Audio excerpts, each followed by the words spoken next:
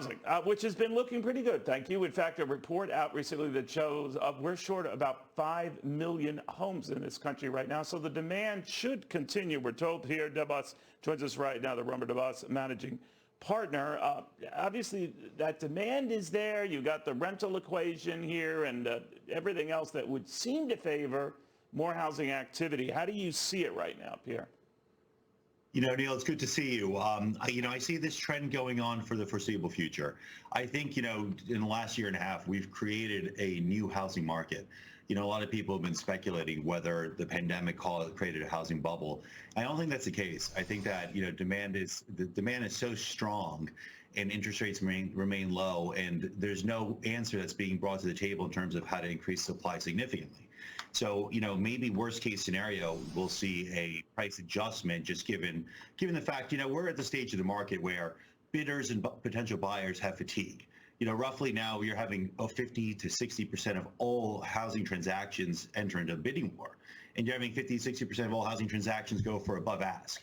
At some point that has to end, right? That can't go on for perpetuity, and prices can't keep appreciating at the record rates they are.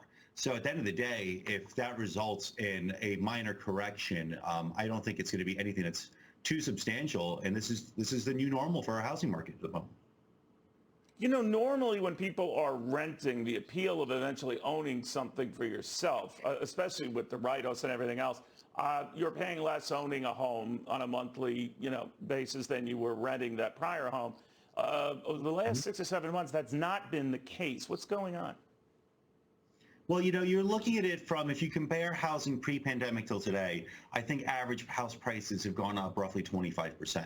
That's probably the most historic level of housing price increases we've had in such a short period of time. So at the end of the day, that's largely what's driving up the higher mortgage payments, especially for the last 7 months. But also keep in mind the rental market has kind of been at a weird stage as well, given the fact that we've had a year and a half, close to 2 years of eviction moratoriums. In New York, they just extended the eviction moratorium to middle of January of 2022. You're roughly going to go 2 years without having to face the threat of eviction in the event of default. That's playing a huge factor in their turnover of rentals and really knowing what the real rental market and rates are in a lot of major parts of the country. So do you see a housing bubble significant enough to burst, and maybe burst soon? I don't, because whenever you think of housing bubble, we all think about 2008. And what's the difference, the main difference between that market and this market? That market was fueled by excessive credit and horrifically low underwriting and banking regulations and restrictions. Now, you look at it today, we've had the highest percentage of cash deals that I've seen, in my career is practicing as a real estate lawyer in New York. And we're having, banks are lending at a very healthy rate. So what could be really creating a bubble if there's so much, liquidity and cash that's going into this market?